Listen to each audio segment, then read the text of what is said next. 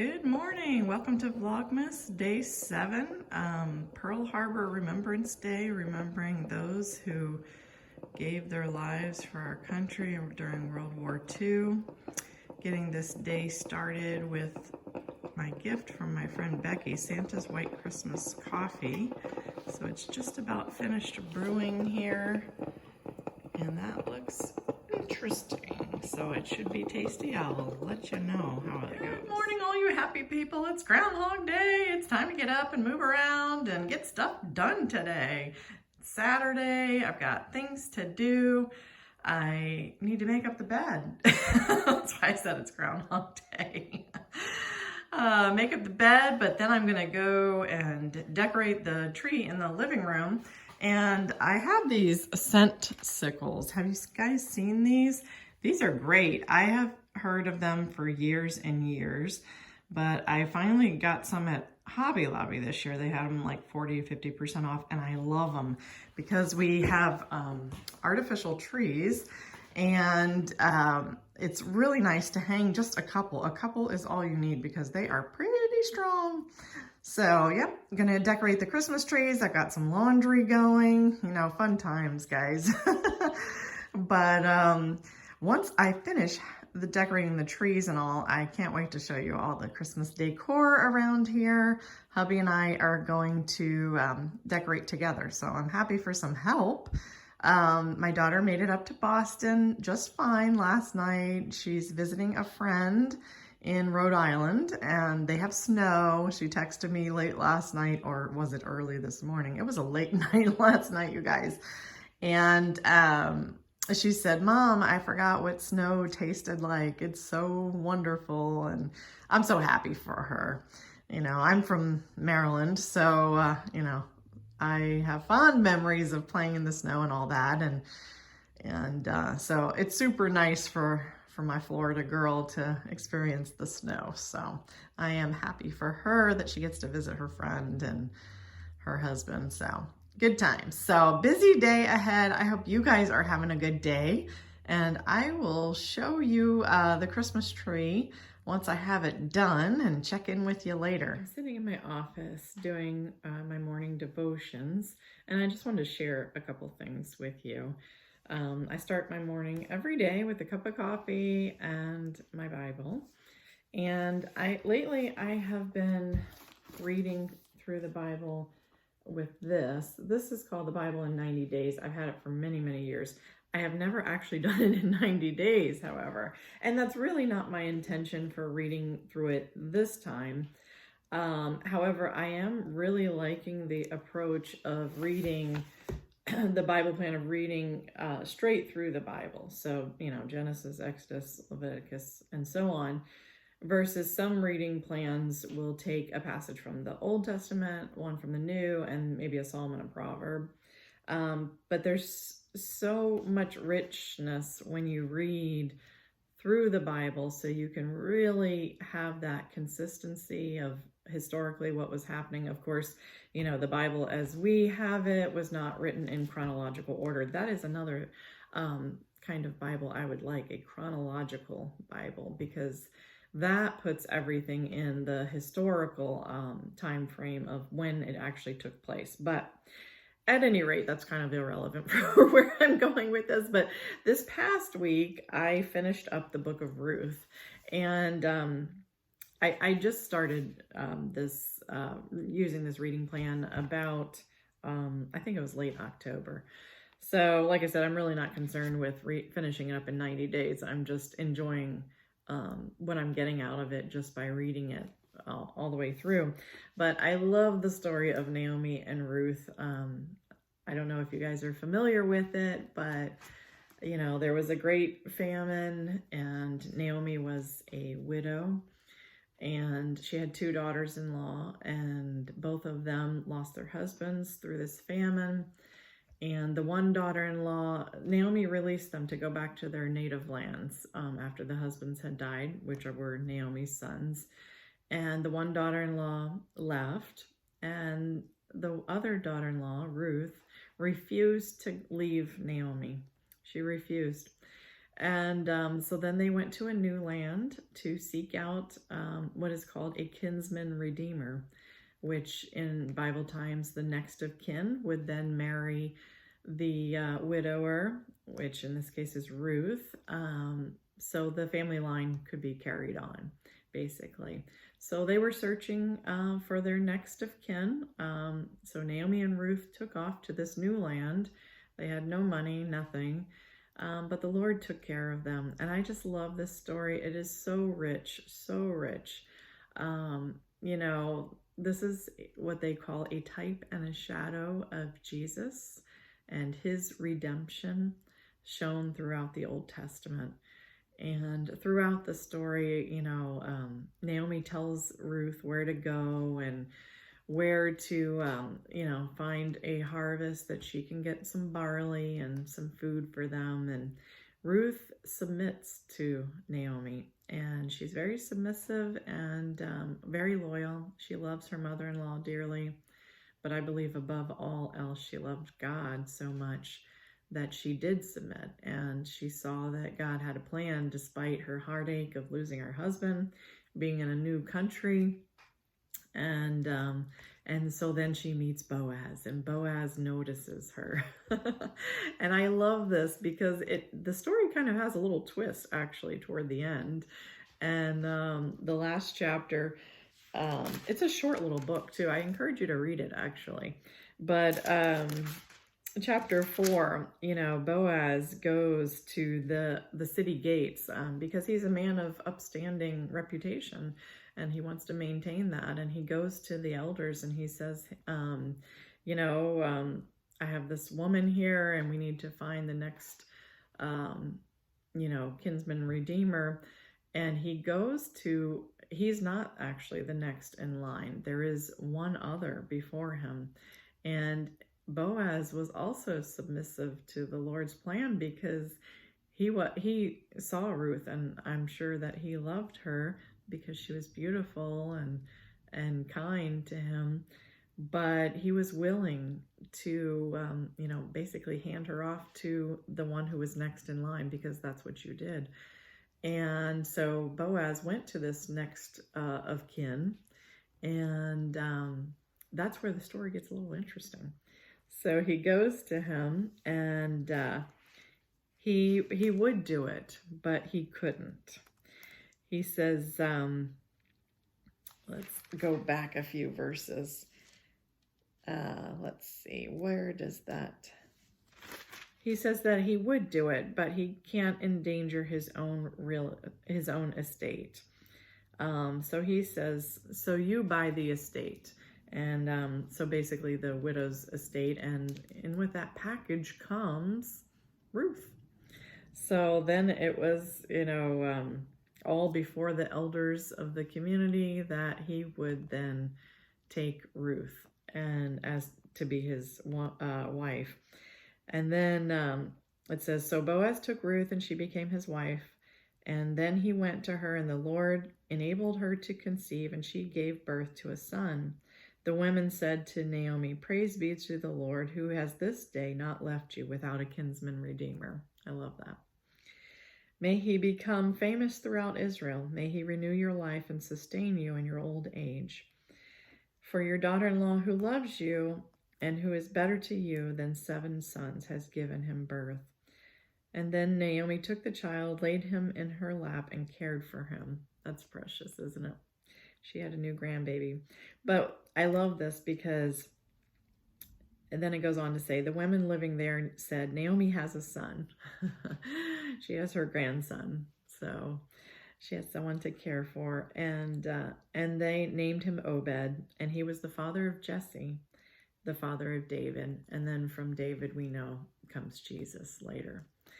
So, you know, God had a plan. God had a plan despite, you know, such tragedy. God has a plan through sending his son Jesus into the world to redeem us into right relationship with him. But also we can translate this into no matter what goes on in our lives, no matter, like I always say, the good, the bad, and the ugly, God has a plan. And we can trust in that. because he is a God who does not change. And in that there is faith and there's hope and there's courage. So encourage you to check into the book of Ruth. I think you'll enjoy it. Like I said, it's only 4 chapters. It's a short read. You could definitely do it in one sitting. And what I like to do before I sit down and read the word every day is I quiet myself and I pray and I ask God that he would speak to me through his word, because it is a living book. It is unlike any other book. It is, the Bible says in John 1:1 that the word is God. So we are blessed that we have access to that. So just wanted to share that with you. That's my morning devotion. Like I said, read through the book of Ruth this past week, and now I am in 1 Samuel. So excited about that, making my sojourn through the Bible. There's always so much that we can learn. And I just thank God for the way that he speaks to us through his word. So in other news, I have, in weight loss news, I have this chart that I have shown you guys before. And if you'll notice, at the top, it was 248 pounds last December, right? December 26th. And then from 248, I went down to 5s, and then I put everything else in 5-pound increments, right? So I haven't been able to cross off my next box here, 190, for a while. However, today changes all of that, you guys. So I'm super excited that I got on the scale today, you guys, and the scale says 190.4. So this purple plan is working for me. It is working for me. And again, I have to go back and say that I have not abused my privileges for potatoes and rice and oatmeal. But I think my body is just really responding very positively to the fact that I can eat all of those things and not be hungry. So really enjoying this more balanced approach for sure. But I just had to share this with you. So I am going to cross off the 190 box. And that just gives me such satisfaction. I am a visual person, and I love I'm a list maker. I love crossing things off. So when I can cross off this, the next box, that is exciting. So how many more boxes do I have? 5, 7, 9. 9 more boxes to reach my goal, which is 145 down here, you guys. So that is super exciting stuff. I had to share that with you. So hubby is putting the finishing touches on the tree, and then we'll fluff that bow out. We're putting this cranberry garland that I've had for a long time. I got it from a thrift store years ago, but I love it. It's this long strand here. Yeah, so we're putting the finishing touches on the tree here, and then we're almost done. I have some laundry here on the bed, and the white clothes are done. That was my first load. And then I put in the dark load, and that is in the dryer. And I hang up pretty much, well, a lot of my clothes anyway. So those are on the drying racks now. And now I have my red load going. So that will do it for the laundry for me today. So happy about that. I'm ready to fold these few towels and t-shirts here for my husband. And then I will go and work on putting the garland on top of the china cabinet. We just finished the Christmas tree in the living room. So that's done, and we're in the home stretch with the Christmas decor. Yay! Okay, so hubby and I just finished with the china cabinet greenery and putting some candles up there and plugging in the lighted garland. It's always a struggle to find extension cords, etc., but we have it all hooked up.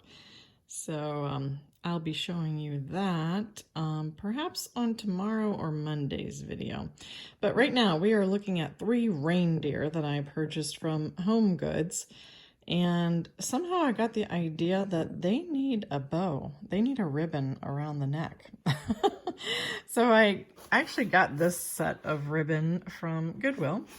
Normally $15 at Target, but I got it for about $1.50, which was awesome.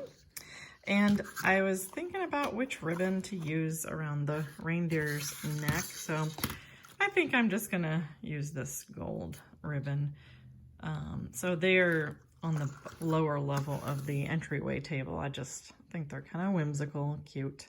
So I've got my ribbon out because I am going to make a funky bow with this pretty red kind of iridescent metallic ribbon.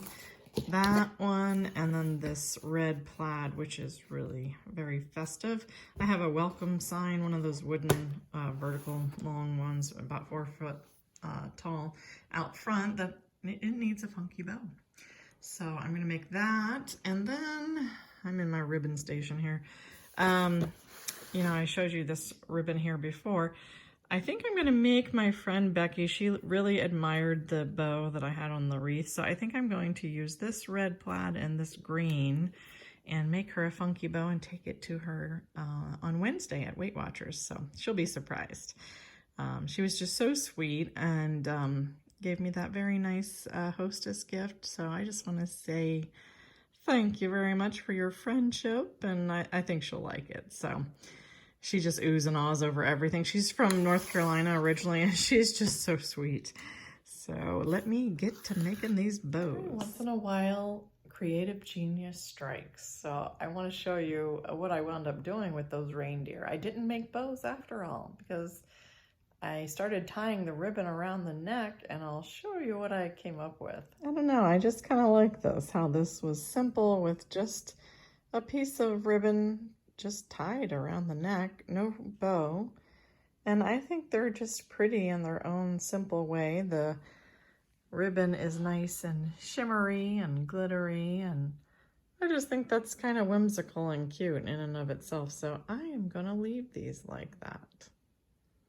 What do you guys think? I think I'm finished with this spunky bow to go put on the welcome sign out front. I attached a red ribbon here that I will wrap around the welcome sign to attach it. So yeah, I'm pretty pleased with how that turned out. It's nice and full. I'll still fluff it a little bit more once I get it out there, but it's very pretty. Can you see that metallic? Very pretty. Festive. I must say that I'm very happy with how this bow turned out. This is actually for the lantern on top of the china cabinet in the breakfast nook area. So I am going to go affix that on the little candle holder up there, actually. Not a lantern, a candle holder. And I think that's going to look really nice. I have this ribbon on it, but this ribbon will not show. It's actually some that I kind of wanted to, it's pretty, but I wanted to go ahead and use up. But I'm really loving how this kind of iridescent red goes with this tartan plaid. Very pretty. Love the wired ribbon because you can just really shape it how you want it, and yeah, really happy with how that turned out.